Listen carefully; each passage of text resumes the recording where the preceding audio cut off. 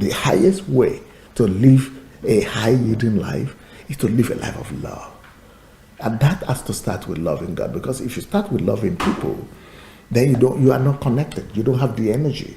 But God is love himself. He's the source of all energy.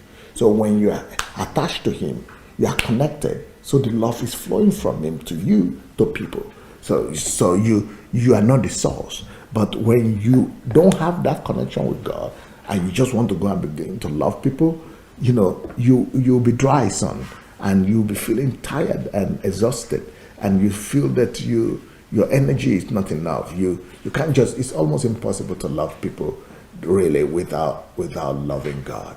So it has to start with loving God. When you love God, you derive the energy and the power from him.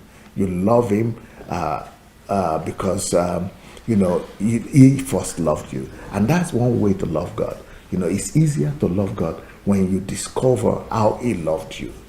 Just imagine that he loved you so much that he came to the world to die for you. Imagine God's dying for you, on the cross, being crucified, being stripped naked, being nailed to the cross. And when you imagine how much love he has for you, and you actually see and visualize that, seeing that love and understanding that love is what makes you to love him back. So it is the love that you have for God is not coming from you. It's actually coming from him. It's because he loves you first that we can now thank him. So your love for him is a form of thanksgiving.